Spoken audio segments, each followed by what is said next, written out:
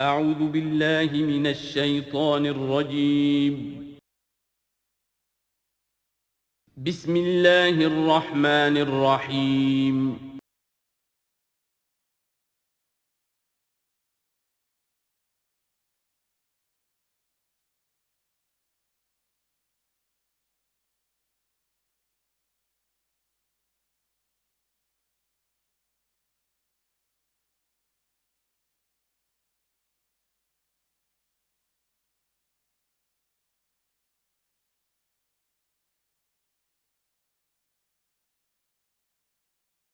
اعوذ باللہ من الشیطان الرجیم بسم اللہ الرحمن الرحیم وعدکم اللہ مغانم کثیرۃ تاخذونها، اللہ تعالیٰ نے اے مسلمانوں تم سے وعدہ کیا ہے بہت سی غنیمتوں کا جو تمہیں حاصل ہوں گی۔ فعجل لکم ہذہ، تو یہ تو اللہ نے فوری طور پر تمہیں عطا کر دی ہے، یعنی یہ فتح مبین۔ وکف ایدی الناس عنکم، اور لوگوں کے ہاتھ تمہاری جانب سے روک لیے، یعنی جنگ اگر ہوتی ظاہر بات ہے کہ قریش بھی پھر اگر اس میں اپنی قوت کا مظاہرہ کرتے تو کچھ نہ کچھ نقصان تو مسلمانوں کا بھی ہوتا۔ کف ایدی الناس عنکم، ان کے ہاتھ باندھ لیے اور روک لیے اللہ نے تم سے۔ وَلِتَكُونَ آیَةً لِّلْمُؤْمِنِينَ، اور تاکہ یہ اہل ایمان کے لیے ایک نشانی بن جائے۔ وَيَهْدِيَكُمْ صِرَاطًا مُسْتَقِيمًا، اور اللہ تعالیٰ اب تمہیں سیدھی راہ پر جو ہے گامزن کر دے، یعنی تمہاری اس جد و جہد کو، اجتماعی جو جد و جہد ہے تمہاری، اسے براہ راست تیر کی طرح سیدھا اب اس کے آخری ہدف اور منزل مقصود تک پہنچا دے۔ وَأُخْرَىٰ لَمْ تَقْدِرُوا عَلَيْهَا، اور کچھ اور بھی فتحیں ہیں جن کا ابھی تک تمہیں جس پر قدرت حاصل نہیں ہوئی ہے۔ قد احاط اللہ بہا، اللہ تعالیٰ ان کا بھی احاطہ کیے ہوئے ہے، یعنی یہ کہ اس کے فوراً بعد تمہیں ایک فتح ملے گی جو کہ خیبر کی ہوگی، کیونکہ یہ اس جو رکوع ہم نے دوسرا پڑھائے ہیں، تیسرا اس سے پہلے نازل ہوا ہے، اور یہ کہ پھر فتح مکہ ہونے والی ہے۔ اللہ تعالیٰ نے یہ تمام فتوحات جو اللہ کے تو علم میں ہے، اللہ کے نے ان کا احاطہ کیا ہوا ہے۔ وَكَانَ اللَّهُ عَلَىٰ كُلِّ شَيْءٍ قَدِيرًا، اللہ ہر چیز پر قادر ہے۔ وَلَوْ قَاتَلَكُمُ الَّذِينَ كَفَرُوا لَوَلَّوُا الْأَدْبَارَ، اور اگر یہ کافر یعنی قریش مکہ تم سے جنگ کرتے تو لازماً پیٹ دکھا دیتے، پیٹ پھیر جاتے۔ ثُمَّ لَا يَجِدُونَ وَلِيًّا وَلَا نَصِيرًا، اور پھر نہ پاتے اپنے لیے کوئی حمایتی، کوئی مددگار۔ سنت اللہ التی قد خلت من قبل، یہ اللہ کی وہ سنت ہے، اس کا دستور ہے، اس کا قانون ہے کہ جو پہلے سے چلا آ رہا ہے، یعنی یہ کہ اللہ تعالیٰ اپنے رسولوں کی مدد کرتا ہے۔ تو اب رسول کے ساتھ اگر وہ جنگ پر آمادہ ہو گئے ہوتے تو یقیناً ان کو پیٹھ دکھانی پڑتی اور شکست ان کا مقدر بنتی۔ سنت اللہ التی قد خلت من قبل ولن تجد لسنت اللہ تبدیلا، اور نہیں پاؤ گے تم اللہ کی سنت اور اللہ کے دستور میں کوئی تبدیلی۔ وَهُوَ الَّذِي كَفَّ أَيْدِيَهُمْ عَنْكُمْ وَأَيْدِيَكُمْ عَنْهُمْ بِبَطْنِ مکہ، وہی ہے جس نے روک لیے ان کے ہاتھ تمہاری طرف بڑھنے سے اور تمہارے ہاتھ ان کی طرف بڑھنے سے۔ بِبَطْنِ مکہ، بیچ شہر مکے کے، یعنی مکے کی وادی میں اور مکے کے شہر میں اگر یہ جنگ ہوتی اور یہ خون ریزی ہوتی، مِن بَعْدِ أَنْ أَسْفَرَكُمْ عَلَيْهِمْ، اور یہ اللہ نے روک دیا اس کے بعد کہ اللہ نے تمہیں ان پر فتح دے دی تھی، یعنی کہ واقعتاً دل میں قریش شکست کھا چکے تھے، وہ سمجھ گئے تھے کہ ہمارے لیے مقابلہ ممکن نہیں ہے، ورنہ وہ صلح کبھی نہ کرتے۔ ان کے لیے تو یہ چیز گویا کہ بڑی موت سے بھی بڑھ کر جو تھی، بھاری تھی، کہ مسلمان جو ہیں ان کے ساتھ ہم صلح کریں، انہیں تسلیم کر لیں، اور پھر یہ بھی طے کریں کہ اگلے سال آپ آئیے اور ہم 3 دن کے لیے تو یہ پورا مکہ خالی کر دیں گے، آپ یہاں جس طرح چاہیں عمرہ کریں۔ یہ شرط بھی اس میں شامل تھی اگلے سال، لیکن اس سال آپ کو جانا پڑے گا، ہماری ناک جو ہے اتنی نہ کٹے کہ اسی سال آپ عمرہ کر لیں، لیکن یہ ہے کہ بہرحال آئندہ آپ آئیں گے۔ تو اس کے بعد کہ اللہ نے تمہیں ان پر فتح دے دی تھی۔ وَكَانَ اللَّهُ بِمَا تَعْمَلُونَ بَصِيرًا، اور جو کچھ تم کر رہے ہو اللہ اسے دیکھ رہا ہے۔ هُمُ الَّذِينَ كَفَرُوا وَصَدُّوكُمْ عَنِ الْمَسْجِدِ الْحَرَامِ، وہی لوگ ہیں، یعنی ان کے جرائم کا تذکرہ ہو رہا ہے جنہوں نے کفر کیا تو اور تمہیں روکے رکھا مسجد حرام تک جانے سے۔ وَالْهَدْيَ مَعْكُوفًا أَن يَبْلُغَ مَحِلَّهُ، اور ہدی کے جو جانور لے کے گئے تھے مسلمان احرام کے ساتھ ساتھ، وہ ہدی کے جانور تھے کہ کعبے کے لیے نیاز کے یہ جانور ہیں، وہ رکے ہوئے تھے کہ وہ اپنی اصل جگہ پر یبلغ محلہ، کہ اس کا اصل مقام تو یہ تھا کہ کعبے جائیں، وہاں پر ان کا چڑھاوا چڑھایا جائے اور ان کی قربانی دی جائے، لیکن یہ کہ وہ رکے ہوئے تھے کہ وہاں تک نہیں پہنچ سکتے تھے۔ لیکن یہ اللہ نے کیوں ہاتھ روک لیے، ان کے ہاتھ تم سے، تمہارے ہاتھ ان سے کیوں روک لیے، جنگ کیوں نہیں ہونے دی، اس کی حکمت اب آ رہی ہے۔ وَلَوْلَا رِجَالٌ مُؤْمِنُونَ وَنِسَاءٌ مُؤْمِنَاتٌ، اگر نہ ہوتے مرد مومن اور عورتیں مومنات، لم تعلموہم جنہیں تم نہیں جانتے تھے، ان تطؤوہم اندیشہ تھا کہ تم انہیں بھی پیس ڈالتے. یعنی جب جنگ ہوتی ہے، بھٹی گرم ہو جاتی ہے، اس وقت تو تحقیق و تفتیش مشکل ہوتی ہے. اب وہ مسلمان کے جو ہجرت نہیں کر سکے، ان میں ضعفاء بھی تھے، ان میں مریض بھی تھے، ان میں عورتیں بھی تھیں جن کے لیے ممکن ہی نہیں تھا، جیسا کہ ہم سورہ نساء میں پڑھ چکے ہیں کہ جن کے لیے بالکل ممکن ہی نہیں تھا، اللہ تعالیٰ نے ان کو معاف کر دیا تھا. ہجرت نہیں کر رہے تب بھی اللہ ان سے مواخذہ نہیں کرے گا. تو اب وہ لوگ بھی موجود تھے مکے کے اندر. اب اگر یہ چکی چلتی تو پھر تو یہ پیس ڈالتی ان کو بھی. وَلَوْلَا رِجَالٌ مُؤْمِنُونَ وَنِسَاءٌ مُؤْمِنَاتٌ لَمْ تَعْلَمُوهُمْ أَن تَطَؤُوهُمْ تم جانتے ہی نہیں تھے، ہو سکتا ہے کہ تم انہیں بھی کچل دیتے. فَتُصِيبَكُم مِّنْهُمْ مَعَرَّةٌ، اور ان کے معاملے میں پھر تم پر ایک الزام آ جاتا بغیر علم، اس کے بغیر کہ تمہیں کوئی علم ہو، تمہاری بے خبری میں تم پر الزام آتا کہ ان اہل ایمان نے آ کر اپنے اہل ایمان ساتھیوں کو بھی قتل کر دیا. لِيُدْخِلَ اللَّهُ فِي رَحْمَتِهِ، اللہ نے اسی لیے روک دیا اس جنگ کو اس وقت اور تمہیں فتح دے دی صلح کی شکل میں، تاکہ اللہ تعالیٰ داخل کرے اللہ تعالیٰ اپنی رحمت میں جس کو چاہے. وَلَوْ تَزَيَّنُوا لَعَذَّبْنَا الَّذِينَ كَفَرُوا مِنْهُمْ عَذَابًا أَلِيمًا، اگر وہ علیحدہ ہو چکے ہوتے، یعنی مسلمان اہل ایمان مرد اور عورتیں جو ہیں جو ابھی تک مقیم ہیں یہاں پر، اگر وہ یہاں سے نکل چکے ہوتے، علیحدہ ہو چکے ہوتے، تو پھر باقی یہاں صرف کفار رہ گئے ہوتے، تو ہم اسی وقت لَعَذَّبْنَا الَّذِينَ كَفَرُوا مِنْهُمْ عَذَابًا أَلِيمًا، تو ان کافروں کو ہم ابھی وہ بدترین عذاب کا مزہ چکھا دیتے. اس جعل الذین کفروا فی قلوبہم الحمیۃ حمیۃ الجاہلیہ، جب کافروں نے اپنے دلوں کے اندر ایک حمیت جو ہے، ایک بڑی غیرت اور حمیت کا معاملہ، لیکن وہ حمیت جاہلی تھی کہ ہم لوگ، اور کیسے ممکن ہے کہ ہم انہیں یہاں پر عمرہ کرنے دیں. یہ لوگ کہ جو بے دین ہو گئے، ان کے اعتبار سے تو بے دین تھے، جو ہم اپنے آبا و اجداد کے دین کو چھوڑ گئے، تو وہ جو نسل پرستی اور قوم پرستی ان میں تھی، اور آبا پرستی تھی، اور اپنی روایت پرستی تھی، اس کے بنا پر حمیت جاہلیت ان کے دلوں کے اندر اتنی کوٹ کوٹ کر بھری ہوئی تھی. اس جعل الذین کفروا فی قلوبہم الحمیۃ حمیۃ الجاہلیہ، انہوں نے حمیت جاہلی کو اپنے دلوں کے اندر راسخ کر لیا تھا. فانزل اللہ سکینتہ علی رسولہ وعلی المؤمنین، تو اللہ تعالیٰ نے اپنا طرف سے سکون نازل فرما دیا اپنے رسول پر صلی اللہ علیہ وسلم اور اہل ایمان پر. وَأَلْزَمَهُمْ كَلِمَةَ التَّقْوَىٰ، اور اللہ تعالیٰ نے ان پر لازم کر دیا تقویٰ کی بات کو، یعنی اللہ تعالیٰ نے تقویٰ کو ان پر لازم کر دیا. وَكَانُوا أَحَقَّ بِهَا، یقیناً وہ تقویٰ کے زیادہ حقدار بھی ہیں، وَأَهْلَهَا، اور واقعتاً تقویٰ کے اہل ہیں، ان کے اندر تقویٰ موجود ہے. وَكَانَ اللَّهُ بِكُلِّ شَيْءٍ عَلِيمًا، اور یقیناً اللہ تعالیٰ ہر چیز کا علم رکھتا ہے. لَقَدْ صَدَقَ اللَّهُ رَسُولَهُ الرُّؤْيَا بِالْحَقِّ، اب ایک شبہ کا ازالہ ہو رہا ہے کہ کچھ لوگوں کو یہ خیال پیدا ہوا ہوگا کہ رسول کا تو خواب بھی سچا ہوتا ہے اور وحی کے درجے میں ہے. حضور نے ہمیں فرمایا تھا کہ میں نے خواب دیکھا ہے کہ ہم عمرہ کر رہے ہیں تو چلو، اور یہاں ہم عمرہ نہیں کر سکے تو رسول کا خواب جھوٹا ہو گیا. یہ اگر شک کسی کے دل میں پیدا ہوا تو اس کو ظاہر کر رہے ہیں کہ رسول کا خواب جھوٹا نہیں ہوا. یعنی یہ کہ اس میں جب حضور سے پوچھا بھی گیا، آپ نے تو فرمایا تھا کہ ہم عمرہ کریں گے، تو آپ نے فرمایا تھا یہ میں نے کب کہا تھا کہ اسی سال ضرور کریں گے، عمرہ کریں گے. چنانچہ اگلے سال وہ عمرہ ہوا. سن 7 میں اسے عمرہ قضا کہتے ہیں، جو صلح حدیبیہ میں طے ہو گیا تھا کہ اگلے سال آپ آئیے عمرہ کیجئے، تو عمرہ قضا جو ہے یہ عمرہ چونکہ رہ گیا تھا، درمیان میں ہی بند ہو گیا، تو عمرہ قضا، اس عمرے کی قضا اگلے سال جو ہے سن 7 میں آپ نے دی. اور 3 دن تک قریش نے مکے کو خالی کر دیا، پہاڑوں پر چڑھ گئے، اور مسلمان 3 دن تک مکے کے اندر مقیم رہے. انہوں نے اپنے اطمینان سے عمرہ ادا کیا. تو فرمایا لقد صدق اللہ رسولہ الرؤیا بالحق، اللہ نے بالکل سچا دکھایا خواب اپنے رسول کو، اس میں قطعاً کسی جھوٹ کا شائبہ نہیں.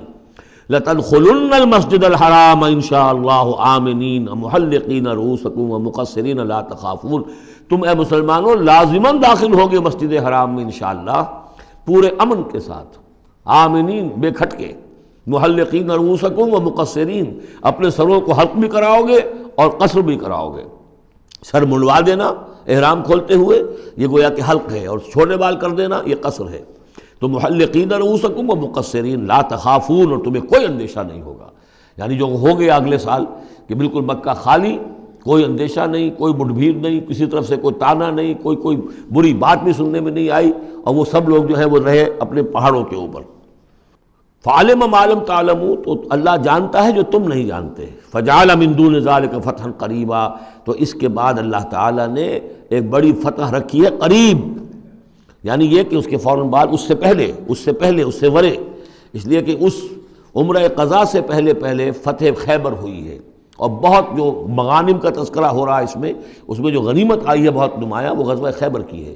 ایک تو یہ کہ یہودیوں کا گڑھ تھا، بہت مالدار تھے، پھر یہاں سے جو گئے تھے 2 قبیلے نکل کر گئے تھے، وہ بھی اکثر ان میں سے وہیں آباد ہو گئے تھے، تو وہ ان کی بڑی جمعیت تھی وہاں پر، اور یہودی ویسے مالدار ہوتے ہیں، تو وہاں پہ جو غنیمت ملی ہے مسلمانوں کو، اس کے طرف اشارہ ہو رہا ہے اللہ تعالیٰ نے اس سے پہلے کہ تم عمرہ قضا ادا کرو، اور جب تم داخل ہوگے مسجد حرام، اس سے پہلے جو ہے اللہ تعالیٰ تمہیں ایک فتح دے گا، نصیب کرے گا۔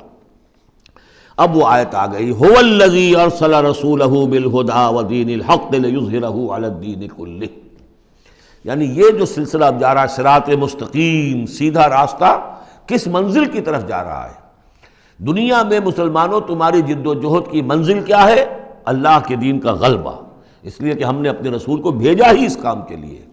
یہ سورہ توبہ میں آیت ہم پڑھ چکے ہیں، فرق صرف یہ ہے کہ وہاں پر تھا هو الذی ارسل رسولہ بالہدی ودین الحق لیظہرہ علی الدین کلہ ولو کرہ المشرکون، یہاں آخری حصہ ہے وکفی باللہ شہیدا، لیکن سورہ توبہ والی آیت جوں کی تم پھر سورہ صف میں آ جائے گی، وہ بھی اب زیادہ دور نہیں رہی ہے، وہ بھی ہم جلدی پڑھیں گے۔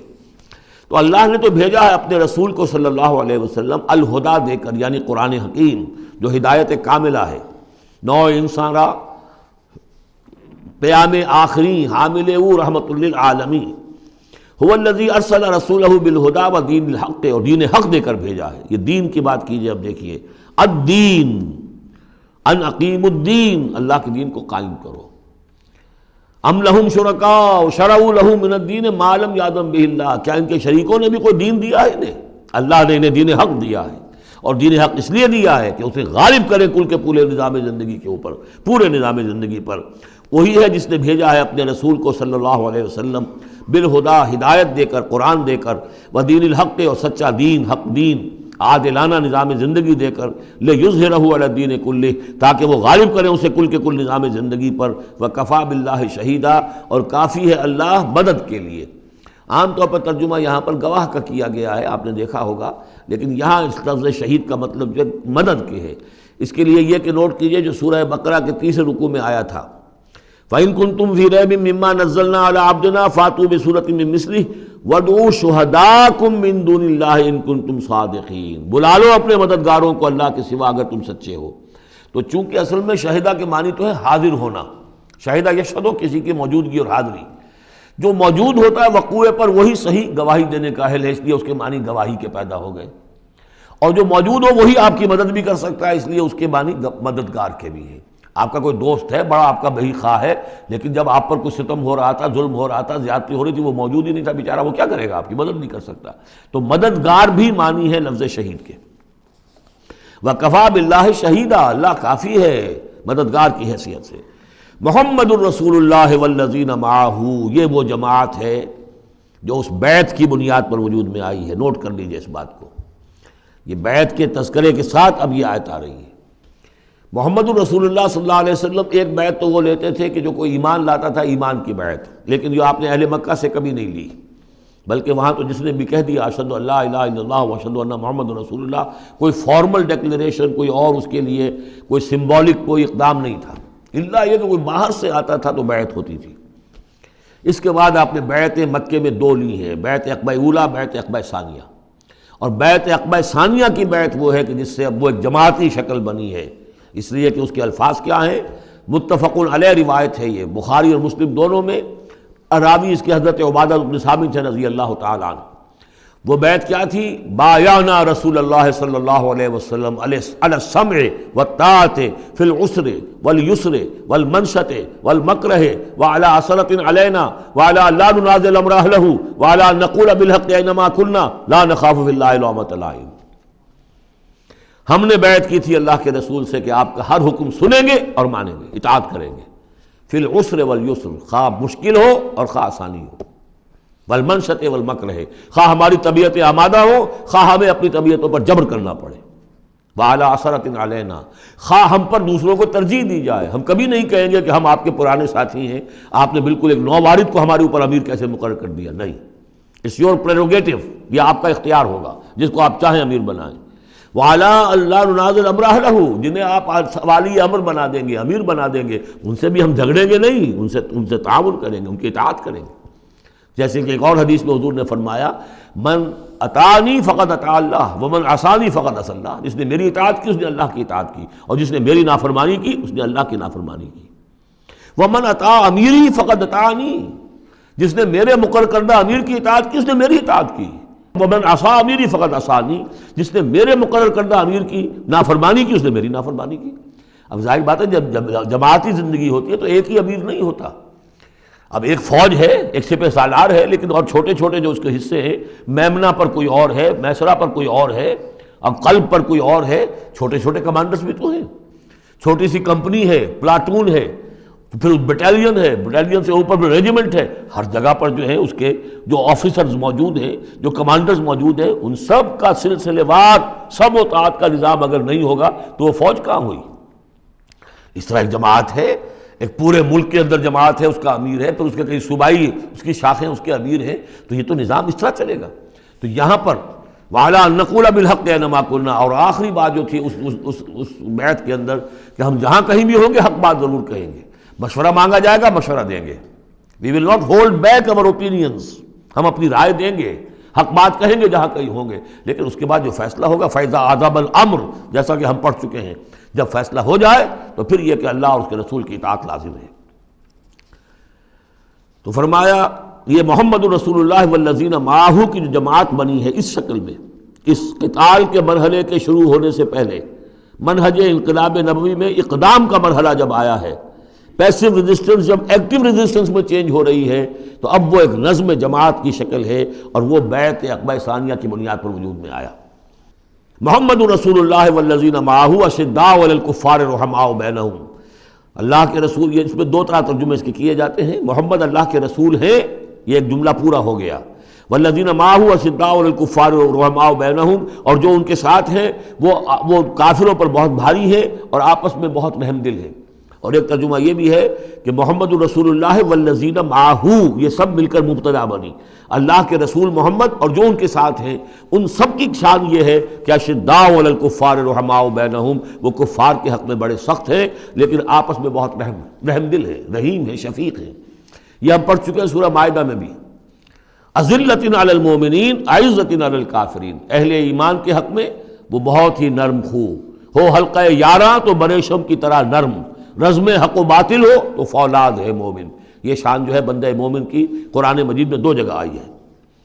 تراہم رکعاً سجدا یبتغون فضلا من اللہ ورضوانا، تم دیکھو گے ان کو کبھی سجدے میں گرے ہوئے ہوں گے اور کبھی رکوع کر رہے ہوں گے، وہ اپنے رب کے فضل کے متلاشی رہتے ہیں ہر دم ہر آن، اور اللہ کی رضا چاہتے ہیں۔ سیماہم فی وجوہہم من اثر السجود، اور ان کی جو نشانی ہے وہ ان کے چہروں میں جو اثرات پیدا ہوتے ہیں سجدے سے عام طور پر تو خیال یہ ہوتا ہے کہ یہی جو گھٹا پڑ جاتا ہے یہی سجدے کا نشان ہے، لیکن اس کے علاوہ بھی نمازیوں کے چہرے میں ان کی نماز کی ایک کیفیت ہوتی ہے، ایک نورانیت ہوتی ہے کہ جو ان کے چہروں کے اندر موجود ہوتی ہے۔ ذالک مثلہم فی التوراۃ، یہ ہے ان کی مثال اور تمثیل جو تورات میں آئی تھی، ومثلہم فی الانجیل، اور انجیل میں جو ان کی مثال دی گئی تھی وہ یہ ہے کزرع اخرج شطأہ، جیسے ایک کھیتی وہ اپنا پٹھا نکالتی ہے، فآزرہ، پھر اسے گاڑھا کرتی ہے، فاستغلظ، اور فاستویٰ، اس کو مضبوط کرتی ہے اور پھر اسے گاڑھا کرتی ہے، فاستویٰ علی سوقہ، پھر اپنی نال پر کھڑی ہو جاتی ہے۔ چھوٹی سی کوئی کوپل پھوٹتی ہے، پھر وہ بڑھتی ہے، نرم سی ہے، پھر ذرا اس کا جو تنا بنتا ہے وہ اس کے اوپر پھر کھڑی ہو جاتی ہے سیدھی۔ یہ جس طریقے سے درجہ بدرجہ یہ جو زراعت ہو رہی ہے، یہ کھیتی ہو رہی ہے، اس کا نتیجہ کیا نکلتا ہے؟ یعجب الزراع، جو زراعت کرنے والا ہے، جو کاشتکار ہے اسے بڑی بھلی لگتی ہے، آیا آج دیکھا اپنی کھیتی کو اپج آئی ہے، نکل آئی ہے، اس کے بعد یہ کہ بڑھ رہی ہے، پک رہی ہے، اب کھیتی لہرا رہی ہے، اس کے اوپر سٹے آ گئے ہیں۔ یعجب الزراع لیغیظ بہم الکفار، تاکہ اس سے دل جلے کافروں کا۔ اب یہاں اس سے واضح ہو گیا یہاں زراع کون ہے؟ یہ کھیتی صحابہ کرام کی کھیتی ہے جو پھل رہی ہے، پھول رہی ہے، اور اس کا کاشتکار کون ہے؟ محمد الرسول اللہ صلی اللہ علیہ وسلم۔ تب حضور کے ساتھ آپ کو معلوم ہے کہ جب انتقال ہوا ہے ابو طالب کا تو وہ مشکل 125 آدمی تھے، 150 آدمی تھے۔ آپ کی ایسی پوزیشن بھی نہیں تھی کہ اپنے بل پر مکے میں رہ سکتے، اسی لیے طائف گئے تھے۔ کوئی آلٹرنیٹ بیس مل جائے، میں وہاں منتقل کر دوں اپنی اس دعوت کا اور اپنی اس تحریک کا مرکز۔ لیکن یہ کہ وہاں سے خالی ہاتھ آنا پڑا تھا۔ ایک وہ دور تھا کہ جس میں پھر ایک مشرک کی امان لے کر مکے میں داخل ہو سکے، مطعم بن عدی کی۔ آج ایک دور یہ ہے کہ 1400 یا 1800 آدمی جو ہیں وہ بیعت موت کی ہے انہوں نے، اور ان کو اس پر جو ہے ملال ہے کہ دم کر صلح کیوں کی ہے۔ ان کی جو حمیت ایمانی ہے اور غیرت ایمانی ہے وہ ملال اس پر ہے، وہ جان بچنے کی کوئی خوشی نہیں ہے انہیں۔ وہ تو کہہ کہ ہم نے دم کر کیوں صلح کریں، ہم اپنی جانیں دینے کے لیے تیار ہیں۔ کھیتی جو ہے اپج رہی ہے، تو فرمایا کزرع اخرج شطأہ فآزرہ فاستغلظ فاستوى على سوقه يعجب الزراع ليغيظ بهم الكفار وعد الله الذين آمنوا وعملوا الصالحات منهم مغفرة واجرا عظیما۔ اللہ نے وعدہ کیا ہے ان لوگوں سے جو ایمان لائے اور نیک عمل کیے، ان میں سے جو واقعتاً جنہوں نے ایمان اور عمل صالح کا حق ادا کر دیا کہ ان کے لیے مغفرت بھی اجر عظیم بھی ہے۔ یہاں جو مولانا عثمانی صاحب نے حاشیہ لکھا مجھے بہت پسند آیا کہ اگرچہ حضور کے سارے ساتھی جو ہیں وہ سب کے سب وہی تھے کہ جو ایمان اور عمل صالح کا حق ادا کر چکے تھے، پھر بھی منہم کی ایک قید لگا کر گویا کہ ان کو یہ بات بتا دی گئی ہے کہ اصل معاملہ ہے کہ موت تک انسان قائم رہے اس پر، مبادا بعد میں کہیں کسی کے اندر کوئی تزلزل پیدا ہو جائے، ورنہ یہ کہ اگر کسی کو اس طرح کا یقین دلا دیا جائے تو اس سے تو یہ کہ پھر اطمینان پیدا ہو جائے گا۔ ہونا یہ چاہیے کہ آخری وقت تک ڈرتا رہے آدمی، بین الخوف والرجاء کی کیفیت رہے کہ کہیں ایسا نہ ہو کہ میں پھر کہیں آج جس مقام پر اللہ نے مجھے پہنچا دیا ہے کہیں پاؤں پھسل جائے۔ مغفرت و اجر عظیم کا اللہ نے وعدہ فرمایا۔ اب یہ سورہ مبارکہ آ گئی سورۃ الحجرات۔ میں ابتدا میں عرض کر چکا ہوں کہ اس کی حیثیت ایک ضمیمے کی ہے، جوڑا ہے سورہ فتح اور سورہ محمد، اور وہ بالکل اپنے اس کے ترتیب کے اعتبار سے بالکل صحیح جوڑا ہے۔ یہ در حقیقت سمجھیے کہ سورہ فتح کی چند آیات کی مزید وضاحت ہے۔ مثلا سورہ فتح میں ہم نے یہ پڑھا تھا وَلِتُعَزِّرُوهُ وَتُوَقِّرُوهُ، اللہ کے رسول کی تعظیم، توقیر، ان کی مدد، ان کی نصرت، یہ تمہارے لیے لازم ہے۔ پھر ہم نے ابھی پڑھا اہل ایمان کے لیے تمہیں رحم دل ہونا چاہیے، اہل ایمان کے لیے تمہارا طرز عمل جو ہے وہ بہت ہمدردانہ، نیک، بھلائی کا، خیر خواہانہ ہونا چاہیے۔ یہ ساری چیزیں جو ہیں اس میں اب سامنے آ رہی ہیں۔ اور دوسرے یہ کہ یہ جو اب دین کے غلبے کی جد و جہد ہے اس کے لیے جہاد کی اہمیت کیا ہے دین کے اندر، اس کی اصل حیثیت کیا ہے، اس کو بھی اس سورہ مبارکہ میں واضح کیا گیا۔ تو سورہ حجرات کل 18 آیات ہیں، 2 رکوعوں پر مشتمل ہے، لیکن جیسا کہ میں نے عرض کیا تھا مسلمانوں کی جو اجتماعی زندگی، معاشرتی زندگی ہونی چاہیے، مسلمانوں کا مسلمانوں کے ساتھ کیسا سلوک ہونا چاہیے، مسلمانوں کا کیا رویہ ہونا چاہیے محمد الرسول اللہ صلی اللہ علیہ وسلم کے ساتھ، اور پھر یہ کہ اسلامی ریاست کی بنیاد کیا ہے، دستوری بنیاد کیا ہے، اور اس کی اصل میں اساس جو ہے وہ کس چیز پر قائم ہے، یہ ساری چیزیں اس سورہ مبارکہ میں بیان ہوئی ہیں۔ بسم اللہ الرحمن الرحیم، یا ایھا الذین آمنوا لا تقدموا بین یدی اللہ ورسولہ واتقوا اللہ ان اللہ سمیع علیم۔ اہل ایمان مت آگے بڑھو اللہ اور اس کے رسول سے، اور اللہ کا تقوی اختیار کرو، اللہ سب کچھ سننے والا ہے، سب کچھ جاننے والا ہے۔ یہ پہلی آیت جو ہے یہ گویا کہ ہر اسلامی ریاست کی دفعہ نمبر 1 ہے، یا ہم یہ کہہ سکتے ہیں دفعہ نمبر 1 تو یہ ہو کہ یہاں حاکمیت اللہ کی ہے، لیکن حاکمیت اللہ کی کیسے یہاں پر ہوگی؟ تنفیذ یہ ہے کہ اللہ اور اس کے رسول نے جو حدود قائم کر دی ان سے تجاوز نہیں ہوگا۔ چنانچہ یہ دفعہ ہمارے ہر دستور میں موجود رہی ہے، no legislation will be done repugnant to the Quran and the Sunnah, یہ موجود ہے، لیکن ایک ہاتھ سے یہ دفعہ یعنی اسلام ڈال کر اور دوسرے ہاتھ سے نکال لیا گیا۔ ایک آئیڈیولوجیکل کونسل بنا دی گئی ہے، وہ غور کرتی رہے گی، کوئی قانون کوئی خلاف ہے اگر اسلام کے تو وہ رپورٹ پیش کرتی رہے گی، سال بسال رپورٹیں آتی رہیں گی، کوئی لازم نہیں ہے دستور کی روح سے کہ ان کی دی ہوئی رپورٹ پر عمل بھی ہوگا، لہذا وہ الماریوں پر الماریاں بھرتی رہیں۔ کام ہوا ہے، محنتیں ہوئی ہیں، کوششیں ہوئی ہیں، ان میں ایک بڑی اچھی محنت ہوئی تھی جو اقتصادیات کے بارے میں ہوئی تھی کہ سود کے بغیر کیسی بینکنگ کا نظام قائم کیا جائے، اس میں بڑی محنت ہوئی ہے، لیکن دستور میں کوئی گارنٹی نہیں ہے کہ اس آئیڈیولوجیکل کونسل کی کوئی سفارشات لازماً وہ ان کی تنفیذ بھی ہوگی، تو معلوم ہوا کہ وہ بس ایک ایکسرسائز ان فیوٹیلیٹی ہے اکثر و بیشتر۔ تو فرمایا پہلی بات تو یہ طے کر لو کہ اللہ کا حکم اور اس کے رسول کا حکم، کتاب اور سنت، no legislation can be done here repugnant to the book of Allah Quran and the Sunnah of the profit صلی اللہ علیہ وسلم۔ یہ ہے اصل الاصول، یہ ہے دفعہ، کہ اس دفعہ سے اب یہ ریاست اسلامی بن گئی کہ جو بھی لیجسلیٹو باڈی آپ بنائیں، اسے آپ پارلیمنٹ کہیں، اسے مجلس ملی کہیں، اسے آپ کانگریس جو چاہیں کہیں، اس کی لیجسلیٹو اتھارٹی جو ہے وہ لمیٹڈ ہے، limited by the injunctions of the Quran and the Sunnah. اس دائرے کے اندر اندر وہ قانون سازی کر سکتے ہیں، اس لیے کہ اس دائرے کے اندر اندر جو کچھ ہے وہ مباح ہے، اور مباح کے اندر آپ اکثریت کے ساتھ فیصلہ کر لیجئے۔ کسی دعوت میں آپ کر رہے ہیں، مہمان بلا رہے ہیں، اس میں مشروب کون سا سرو کیا جائے، اس میں روح افزا شربت پلایا جائے یا کوئی 7 اپ پلایا جائے یا کیا کیا جائے، اب اس کو آپ وہ بھی مباح ہے وہ بھی مباح ہے، اب کثرت رائے سے فیصلہ کر لیجیے۔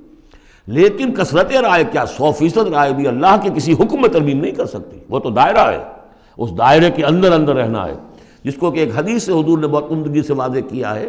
آپ نے فرمایا مثل المومن کا مثل الفرس فی عقیتہ، مومن کی مثال ایسی ہے جیسے کہ گھوڑا جو بندھا ہوا ہے کھوٹے کے ساتھ۔ ظاہر بات ہے مومن میں جو اللہ کو مانتا ہے تو اللہ کے حکم سے بندھ گیا، رسول کو مانتا ہے رسول کے فرمان سے بندھ گیا، قرآن کو مانتا ہے تو قرآن کے احکام سے بندھ گیا۔ تو ایک آدمی وہ ہے مادر پدر آزاد ہے، نہ اللہ کو جانے نہ رسول کو جانے نہ کسی آسمانی ہدایت کو مانے، وہ جو چاہے قانون بنائے، وہ سوڈمی کو بھی جائز قرار دے دیں، ہومو سیکسولیٹی کو بھی جائز قرار دے دیں، 2 مردوں کی شادی کو جائز قرار دے دیں، لیگل سٹیٹس دے دیں، ان کی مرضی ہے جو چاہے کریں، لیکن مسلمان تو پابند ہوتا ہے۔ تو پہلی یہ آیت جو ہے انتہائی اہم ہے، اور گویا کہ اس کی ترجمانی ہے جو پاکستان کے دستور میں وہ الفاظ لکھے ہوئے ہیں، No legislation can be done here repugnant to the Quran and Sunnah. یا ایھا الذین آمنوا لا تقدموا بین یدی اللہ ورسولہ واتقوا اللہ ان اللہ سمیع علیم۔ اس کے بعد جو آ رہی ہیں 4 آیتیں، یہ خاص طور پر حضور کے ساتھ کیا طرز عمل ہونا چاہیے۔ دستوری بنیاد اسلامی ریاست کی یہ آ گئی، اللہ اور اس کے رسول کے احکام کی اطاعت، لیکن ایک ہماری ثقافت، ہماری تہذیب، ہمارے کلچر کی ایک بنیاد ہے، اور وہ بنیاد کیا ہے؟ حضور کی تعظیم، حضور سے محبت، حضور کے نقش قدم کی پیروی، آپ کے سرتابی نہ کرنا، آپ کے آواز کے مقابلے میں اپنی آواز بلند نہ کرنا۔ اب یہ آرام یہ ہے وہ توقروہ و تعزروہ، یہ گویا کہ اس کی شرح ہے۔ یا ایھا الذین آمنوا لا ترفعوا اصواتکم فوق صوت النبی، اہل ایمان اپنی آواز کبھی بلند نہ کرنا نبی کی آواز پر، ولا تجہروا لہ بالقول کجہر بعضکم لبعض، اور جس طرح تم آپس میں بلند آواز سے ایک دوسرے سے بات کر لیتے ہو، ایسی حرکت کوئی نبی کے ساتھ نہ کر بیٹھنا، ان تحبط اعمالکم، مبادا تمہارے سارے اعمال حبط ہو جائیں۔ تم سمجھو گے میں نے کوئی گناہ کبیرہ تو نہیں کیا ہے، میں نے چوری نہیں کی، ڈاکہ نہیں ڈالا، زنا نہیں کیا، کچھ نہیں کیا، لیکن نہیں، گستاخانہ طرز عمل نبی کی شان میں یہ تمہارے سارے کاموں کو حبط کر دے گا، اکارت کر دے گا۔ وانتم لا تشعرون، تمہیں پتہ بھی نہیں چلے گا۔ ان الذین یغضون اصواتهم عند رسول اللہ اولئک الذین امتحن اللہ قلوبهم للتقوی، ایک چیز کو ایک منفی انداز میں بھی کہا، اب یہ کہ مثبت انداز میں، شاباش دینے کے انداز میں، بے شک وہ لوگ جو اپنی آوازیں پست رکھتے ہیں رسول اللہ کے سامنے، یہی وہ لوگ ہیں کہ جن کے دلوں کو اللہ نے چن لیا ہے، امتحان کر کے جانچ پرکھ کر چن لیا ہے، اختیار کر لیا ہے تقوی کے لیے۔ اب ان کے دلوں میں اللہ تعالیٰ تقوی زیادہ سے زیادہ پیدا کر دے گا۔ لہم مغفرۃ واجر عظیم، ان کے لیے مغفرت ہے اور بہت بڑا اجر ہے۔ ان الذین ینادونک من وراء الحجرات اکثرهم لا یعقلون، یہ بھی ایک سوء ادب تھا، اور یہ ویسے بھی عام معاشرت کے اعتبار سے بھی سوء ادب ہے۔ وہ لوگ آتے تھے بدو باہر سے، اب حضور کا اپنے معمولات تھے، کس وقت آپ کو برآمد ہونا ہے اپنے حجرے سے، اور وہ باہر سے کھڑے ہو گئے، یا محمد اخرج علینا، آئیے ذرا باہر تشریف لائیے۔ فرمایا ان الذین ینادونک من وراء الحجرات، بے شک وہ لوگ جو آپ کو پکارتے ہیں دیواروں کے پیچھے سے، حجرات کے باہر سے، اکثرهم لا یعقلون، ان میں سے اکثر وہ ہے جو عقل نہیں رکھتے۔ وَلَوْ أَنَّهُمْ صَبَرُوا، اگر وہ صبر کرتے حتیٰ تخرج الیہم، کہ آپ خود برآمد ہوتے اپنی حجرے سے، تشریف لاتے باہر، لَكَانَ خَيْرًا لَهُمْ، یہ ان کے حق میں بہت بہتر تھا۔ وَاللَّهُ غَفُورٌ رَحِيمٌ، اللہ غفور اور رحیم ہے۔ یہ انہوں نے جان بوجھ کے گستاخی نہیں کی، یہ صرف بدو ہوتے تھے، اور ظاہر بات ہے وہ مہذب لوگ نہیں تھے، اس حوالے سے ان کے ہاں جو بھی تھا، اور عرب کا بدو وہ تو یوں سمجھیے کہ بہت ہی زیادہ ان آداب وغیرہ سے بہت ناواقف، بہت دور، تو اس لیے انہوں نے کہا کہ اگرچہ انہوں نے کی ہے یہ زیادتی، لیکن اللہ غفور ہے اور رحیم ہے، بخشنے والا ہے، آئندہ اس کا اعادہ نہ ہو۔ اس کے بعد 8 احکام آ رہے ہیں مسلمان معاشرے کو مضبوط اور مربوط رکھنے کے لیے، اس لیے کہ اقامت دین کی جد و جہد، غلبہ دین کی جد و جہد، اگر یہ جماعت مضبوط نہیں ہے، مستحکم نہیں ہے، مربوط نہیں ہے، تو ظاہر بات ہے جد و جہد کمزور ہوگی. اور اس کے اندر رکھنے کہاں سے پیدا ہو سکتے ہیں؟ 2 بڑے حکم اور 6 چھوٹے حکم. ویسے وہ چھوٹے کس وجہ سے کہہ رہا ہوں وہ بھی میں آپ سے عرض کر دوں گا. اس لیے کہ وہ ایک آیت میں 3 جمع کیے، اور یہاں پہلے جو 2 بڑے حکم آ رہے ہیں ان کے لیے مستقل آیات نازل ہوئی. بڑے احکام میں سے پہلا کیا ہے؟ یا ایھا الذین آمنوا ان جاءکم فاسق بنبأ فتبینوا ان تصیبوا قوما بجہالۃ فتصبحوا علی ما فعلتم نادمین. اہل ایمان، اگر تمہارے پاس کوئی فاسق شخص آئے جو متقی نہیں ہے، وہ آئے کوئی بڑی خبر لے کر، اطلاع لے کر، فتبینوا، تو تحقیق کر لیا کرو، اس کی خبر پر کوئی اقدام نہ کر گزرنا. ہو سکتا ہے وہ غلط بات بتا رہا ہو تمہیں کہ فلاں قبیلہ جو ہے حملے کی تیاری کر رہا ہے، تو تم پہلے اسے پری ایمپٹ کرنے کے لیے فوری طور پر تم حملہ کر دو. نہیں، فتبینوا، تحقیق کر لیا کرو. ان تصیبوا قوما بجہالۃ، مبادا تم جا پڑو کسی قوم پر نادانی میں، حملہ کر بیٹھو کسی قوم کے اوپر، کسی قبیلے کے اوپر نادانی میں، فتصبحوا علی ما فعلتم نادمین، اور پھر تمہیں ہونا پڑے جو کچھ کہ تم نے کیا ہو اس پر نادم. اس لیے یہ کہ افواہوں پر کوئی اقدام نہ کیا جائے. ہاں خبر لانے والا صدیق اکبر ہو رضی اللہ تعالیٰ عنہ، بات دوسری ہے. لیکن یہ کہ جو شخص جو ہے قابل اعتماد نہیں ہے، اس کا کردار، اس کی زندگی جو ہے اس طرح کی نہیں ہے، تو اس کے بارے میں اس کی رائے ہوئی کسی خبر پر فوراً کوئی اقدام درست نہیں ہوگا. اس کی پوری طرح تحقیق کرو، تفتیش کرو. اور ایسا ہی ہوتا ہے اکثر و بیشتر کہ یہ جو افواہوں کے اوپر اقدام کر دیے جاتے ہیں، ان سے بڑے بڑے جھگڑے شروع ہو جاتے ہیں، بڑی بڑی جنگیں شروع ہو جاتی ہیں. وَاعْلَمُوا أَنَّ فِيكُمْ رَسُولَ اللَّهِ، اور دیکھو تمہارے مابین اللہ کے رسول ہیں. یہ اس سے کیا مراد ہے؟ یعنی محمد صلی اللہ علیہ وسلم اللہ کے رسول ہیں، لیکن یہ تم میں سے بعض خواتین کے شوہر بھی ہیں، بعض اشخاص کے داماد بھی ہیں، بعض کے خسر بھی ہیں. یہ رشتے ہیں کہ نہیں؟ بعض کے بھتیجے بھی ہیں. تو اگرچہ ان کے رشتے ہیں، لیکن ازواج کو بھی سمجھنا چاہیے کہ یہ صرف میرے شوہر نہیں، یہ اللہ کے رسول ہیں. بڑا فرق ہوگا اگر صرف شوہر سمجھ کر کوئی معاملہ کیا، اور لیکن یہ کہ یہ حیثیت نگاہ میں نہ رہے کہ یہ اللہ کے رسول ہے. اگر حضرت ابو بکر اور حضرت عمر سمجھے ہمارا داماد ہے، داماد تو بیٹے کے برابر ہوتا ہے نا، نہیں، اللہ کا رسول. ان کی جو حیثیت تمہارے سامنے مقدم رہنی چاہیے وہ یہ کہ اللہ کے رسول ہیں.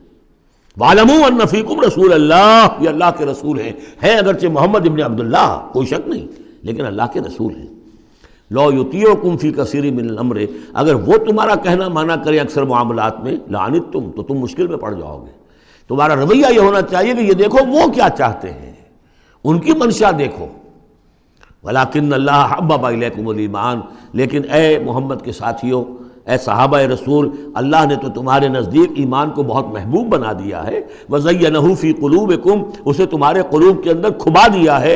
وَكَرَّهَ إِلَيْكُمُ الْكُفْرَ وَالْفُسُوقَ وَالْعِصْيَانَ، اور بہت ہی تمہارے نزدیک ناپسندیدہ بنا دیا ہے کفر کو بھی اور فسق کو بھی اور نافرمانی کو بھی. یہ صحابہ کرام کی شان میں بہت بڑی آیت ہے جو نازل ہوئی ہے قرآن میں. وَلَكِنَّ اللَّهَ حَبَّبَ إِلَيْكُمُ الْإِيمَانَ وَزَيَّنَهُ فِي قُلُوبِكُمْ وَكَرَّهَ إِلَيْكُمُ الْكُفْرَ وَالْفُسُوقَ وَالْعِصْيَانَ أُولَٰئِكَ هُمُ الرَّاشِدُونَ، یقیناً یہی لوگ ہیں جو صحیح راستے پر ہیں اور جو سعادت مند ہیں اور جو آخری کامیابی کو حاصل کریں گے. فضلا من اللہ ونعما، اور یہ فضل ہے اللہ کی طرف سے، انعام ہے اس کا، احسان ہے. واللہ علیم الحکیم، اللہ سب کچھ سننے والا، اللہ ہر چیز کا علم رکھنے والا اور کمال حکمت والا ہے. اب دوسرا حکم آ رہا ہے، وَإِن طَائِفَتَانِ مِنَ الْمُؤْمِنِينَ اقْتَتَلُوا، آخر اہل ایمان بھی انسان ہیں، جھگڑا ہو سکتا ہے، اختلاف ہوگا، اختلاف سخت ہو جائے جھگڑا ہو جائے گا، جھگڑا سخت ہو جائے قتال بھی ہو جائے گا. آخر حضرت علی اور حضرت عائشہ کے مابین جنگ ہوئی کہ نہیں؟ حضرت علی اور امیر معاویہ کے درمیان جنگ ہوئی کہ نہیں؟ یہ کون ہے؟ کس کو ہم کہہ دیں گے کافر؟ معاذ اللہ ثم معاذ اللہ. تو فرمایا وَإِن طَائِفَتَانِ مِنَ الْمُؤْمِنِينَ اقْتَتَلُوا، اگر اہل ایمان میں سے 2 گروہ لڑ پڑے، فَأَصْلِحُوا بَيْنَهُمَا، تو اب عام معاشرے کو یہ سمجھنا چاہیے، سب لوگوں کو، کہ وہ یہ نہ سمجھے کہ ہم سے کیا ہے، آپس میں نبڑ لیں. نہیں، ان کے درمیان صلح کراؤ، تمہارا فرض ہے، یہ اجتماعی فریضہ ہے، صلح کراؤ. فَأَصْلِحُوا بَيْنَهُمَا، انڈیفرنس ہمیں کیا تعلق؟ غلط.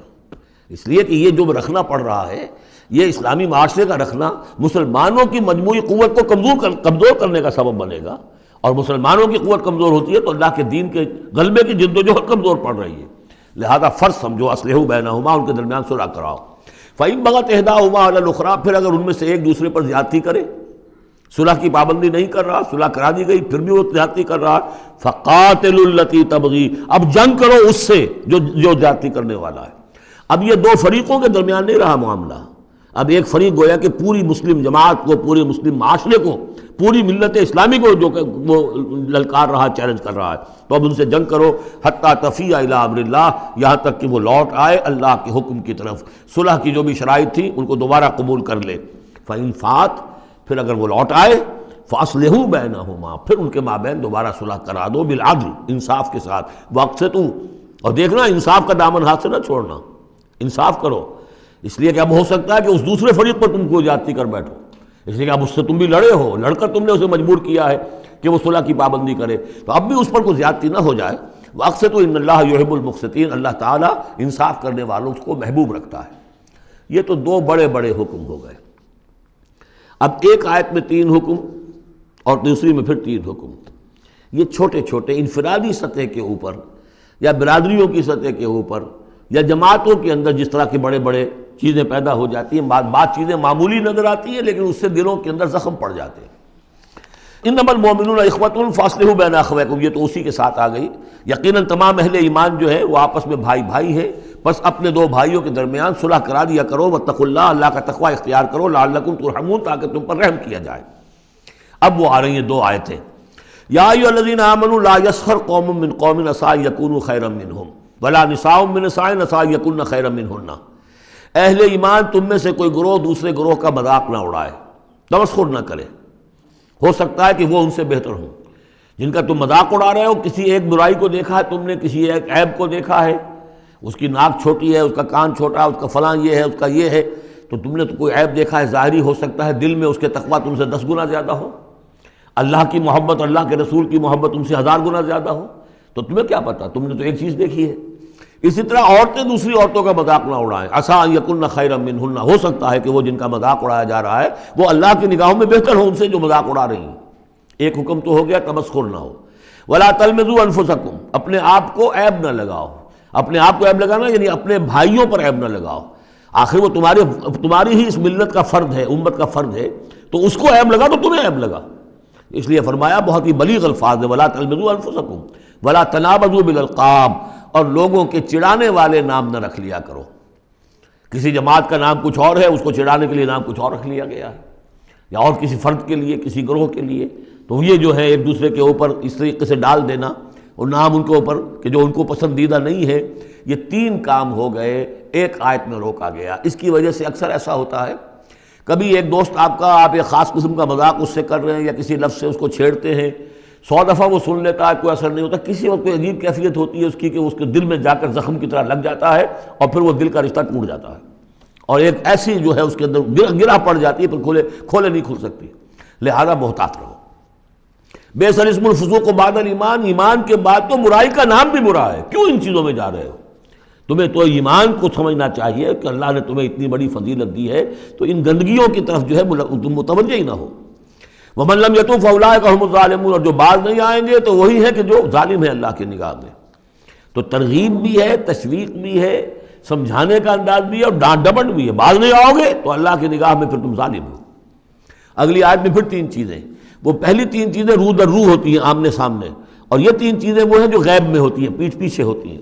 یا ایھا الذین آمنوا اجتنبوا کثیرا من الظن ان بعض الظن اسم، اہل ایمان زیادہ ظن کرنے سے بچو، خام خواہ گمان بٹھا لینا کسی کے بارے میں، جب تک کہ کوئی بات ظاہر نہ ہو جائے، کسی کی طرف سے کوئی روش یا رویہ یا کوئی اقدام جو ہے واضح طور پر سامنے نہ آ جائے، اپنے دل میں خام خواہ کوئی اس کے بارے میں جس کو ہم کہتے ہیں سوء ظن پیدا کر لینا، ان بعض الظن اسم، بعض ظن جو ہے وہ تو گناہ کے درجے تک پہنچ جائیں گے، اس لیے کہ تم نے اپنے دل میں بات بٹھا لی ہے حالانکہ اس میں وہ شے ہے ہی نہیں، لہذا یہ تمہاری طرف سے گویا کہ ایک تہمت ہو رہی ہے اس کے اوپر، قلبی طور پر تو تہمت ہو گئی۔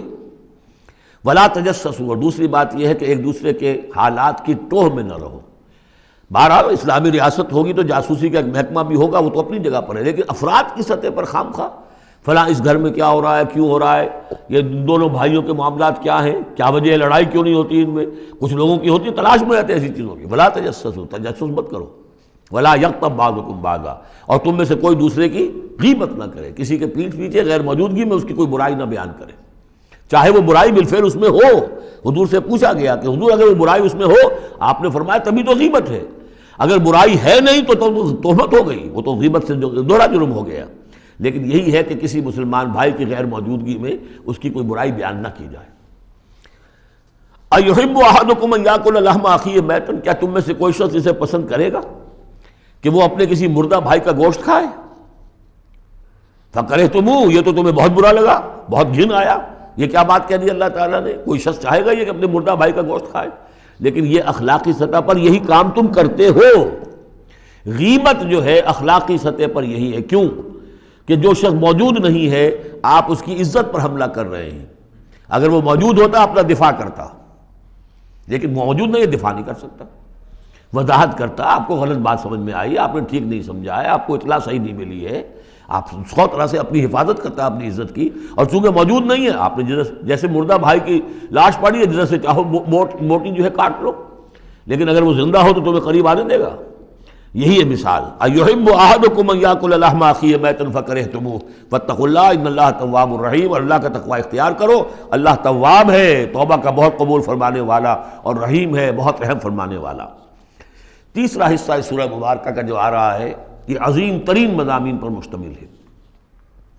ابھی تک معاملہ سارا یا ایھا الذین آمنوا یا ایھا الذین آمنوا یا ایھا الذین آمنوا، آپ نے دیکھا یہ یوں سمجھیے کہ 12 آیات میں 5 مرتبہ یا ایھا الذین آمنوا آ چکا ہے. اور ہم نے دیکھا مکی صورتیں اتنی لمبی جو ہے یا ایھا الذین آمنوا کا صیغہ وہاں ہے ہی نہیں.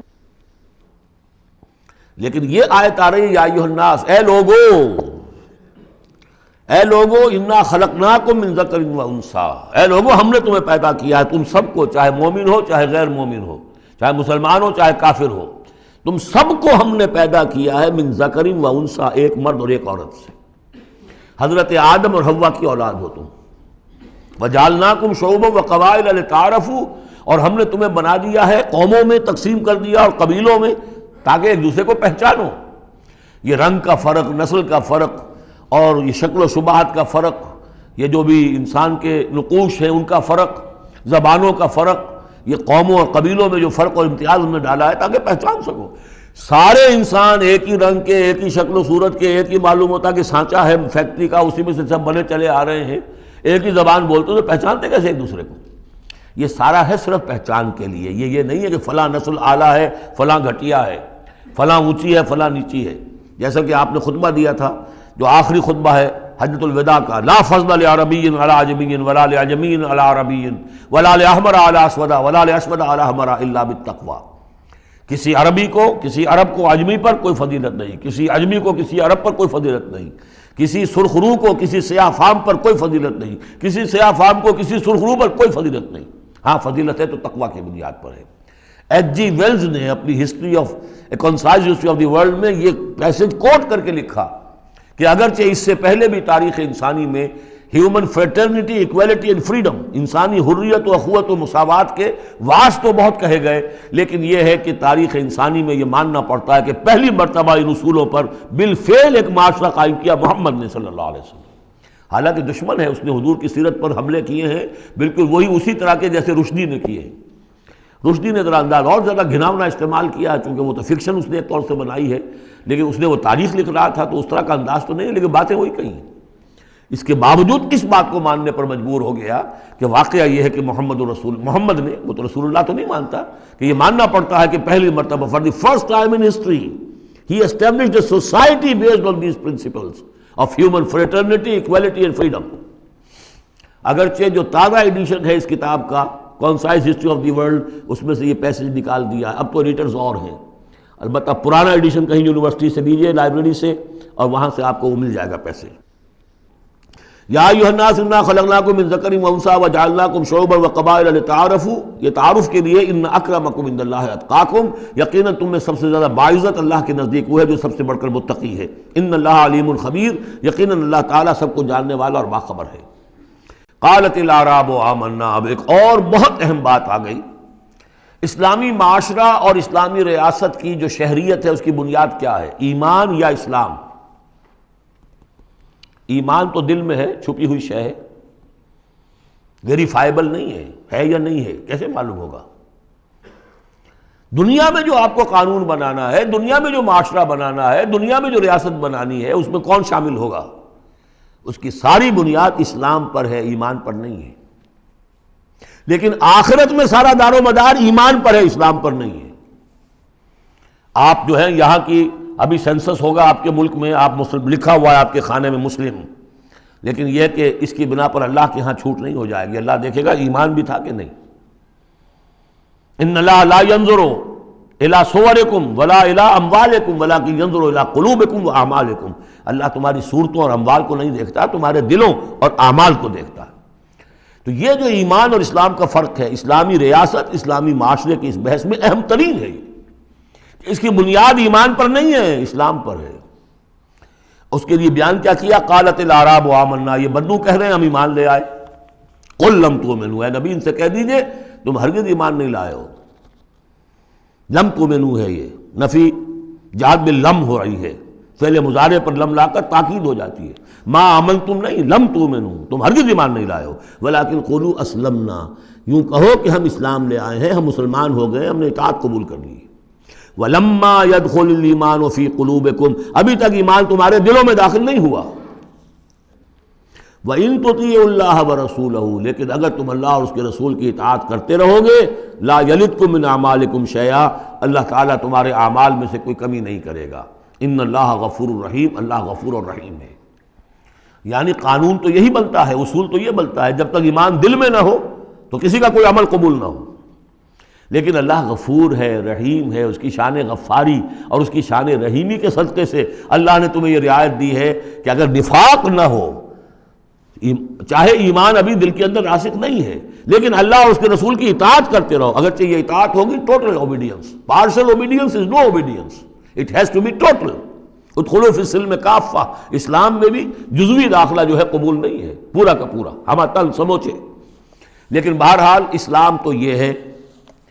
اب اگر تم جاننا چاہو کہ مومن کسے کہتے ہیں تو سن لو، اس کی ڈیفینیشن یہ آ گئی۔ اب یہ میں نے سورہ انفال کے دوران بھی اس کو وضاحت کیا تھا کہ اس کے دو حصے جو اس ڈیفینیشن کے، سورہ انفال میں دوسری آیت، دوسری تیسری، اور ادھر آخر سے پہلی آیت جو ہے اس میں ان کو دونوں کو علیحدہ کر دیا گیا۔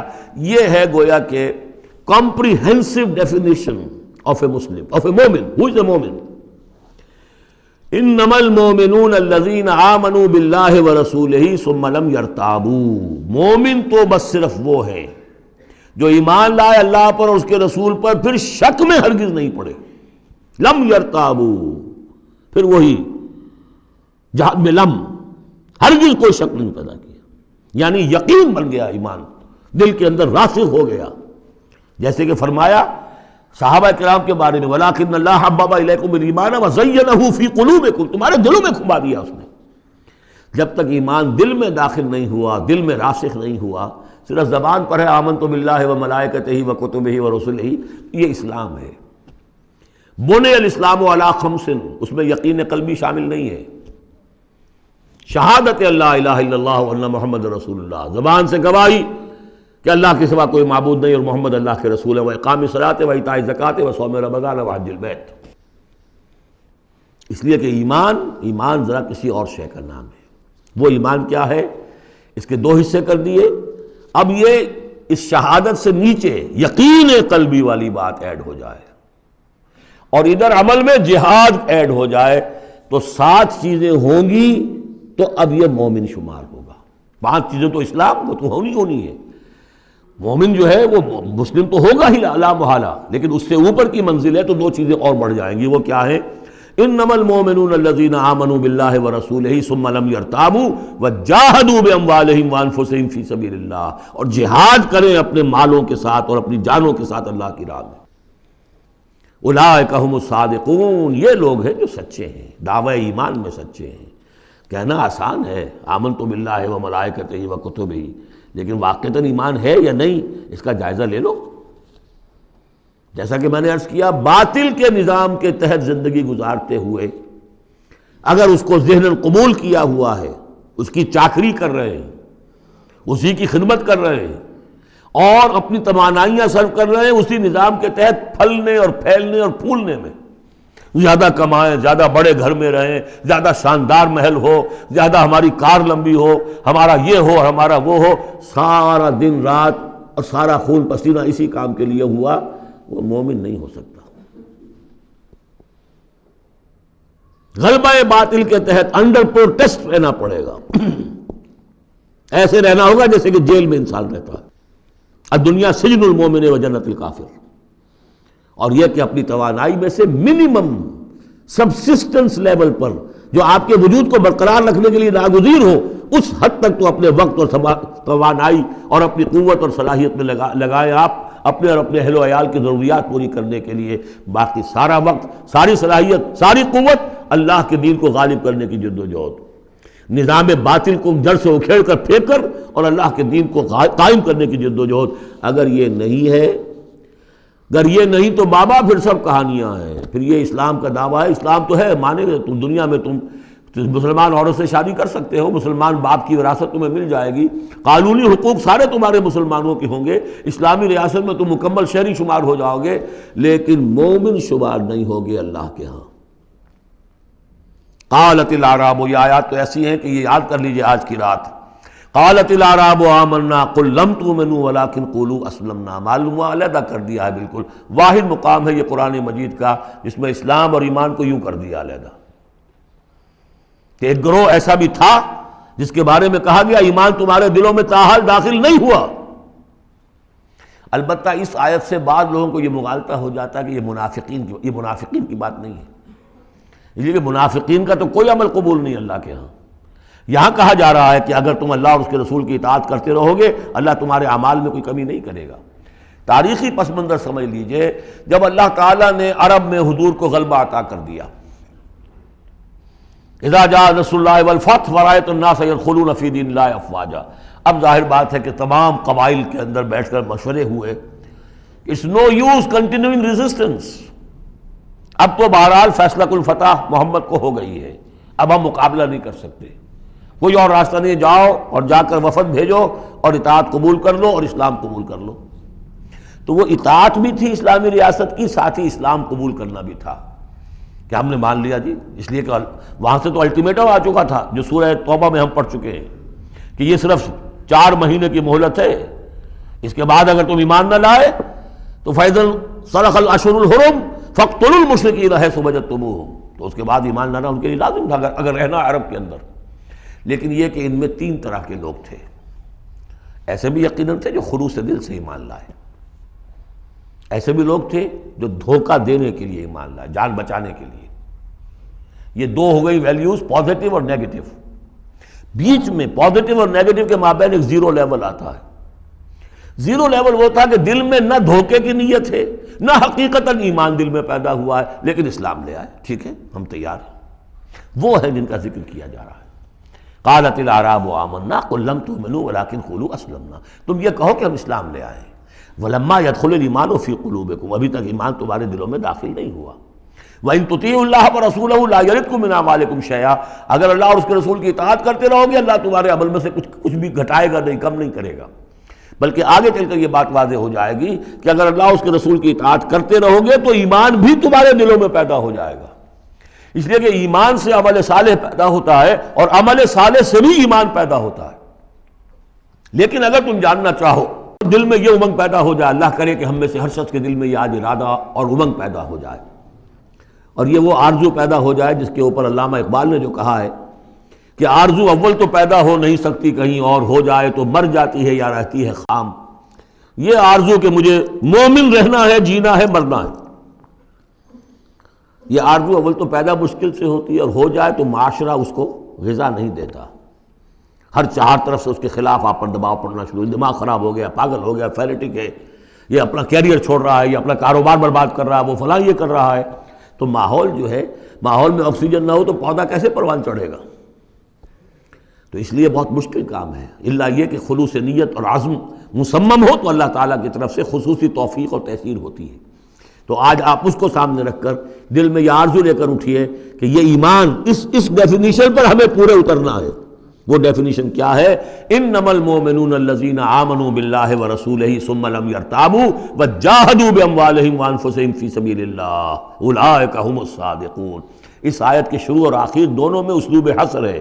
مومن صرف وہ ہیں جو ایمان لائے اللہ پر، اس کے رسول پر، پھر شک میں ہرگز نہیں پڑے، ان کے دل میں اس ایمان نے یقین کی شکل اختیار کر لی، اور پھر انہوں نے جہاد کیا اللہ کی راہ میں، کھپائے اس میں اپنے مال بھی اپنی جانیں بھی۔ یہی لوگ حقیقت میں سچے ہیں اپنے دعوی ایمان میں۔ اللہم ربنا اجعلنا منہم، اللہم ربنا اجعلنا منہم، یہی صادقون ہیں جن کے بارے میں سورہ توبہ میں ہم آیت پڑھ کر آئے ہیں، کونوا مع الصادقین، صادقین کے ساتھ ہو جاؤ۔ تلاش کرو کوئی صادقین ہے دنیا میں اس وقت کہ نہیں، اور حضور نے یہ خبر دی ہے، لا تزال فی امتی طائفۃ قائمین علی الحق، میری امت میں ہمیشہ ایک گروہ ضرور موجود رہے گا جو حق پر قائم ہوگا۔ تلاش کرو اسے، اور تلاش کر کے کونوا مع الصادقین، ان میں شامل ہو، ان کے ساتھ شامل ہو جاؤ، ان کے دست و بازو بنو۔ ظاہر بات ہے جمعیت کے بغیر، جماعت کے بغیر وہ اقامت دین کیسے ہوگی؟ وہ اظہار دین الحق علی الدین کلہ کیسے ہوگا؟ محمد رسول اللہ والذین معہ حزب اللہ بن گئے تھے، تبھی تو دین قائم ہوا نا۔ اور وہ ساری کیفیات جو سورہ حجرات میں آئیں۔ قل اتعلمون اللہ بدینکم، اب یہ نوٹ کر لیجئے، جن لوگوں کے دلوں میں وہ ایمان نہیں تھا، وہ اسلام لانے پر حضور پر اپنے احسان جتایا کرے، حضور دیکھیے ہم تو لڑے بھڑے بغیر اسلام لے آئے، تو ہمارا تو حق زیادہ ہونا چاہیے۔ وہ ہماری ہریانے کی زبان میں یہ کہاوت ہے، تھوتھا چنا باجے گھنا، وہ چنا جو اندر سے کھوکھلا ہو چکا ہو اس کی آواز زیادہ ہوتی ہے، برتن خالی ہوگا تو آواز کھنکھنانے کی آتی ہے، برتن کے اندر پانی پڑا ہوا ہو تو پھر اس طرح کی آواز نہیں آتی۔ تو ایمان سے خالی تھے، اس لیے وہ اپنی ایمان کے دعوے ذرا زیادہ کرتے تھے۔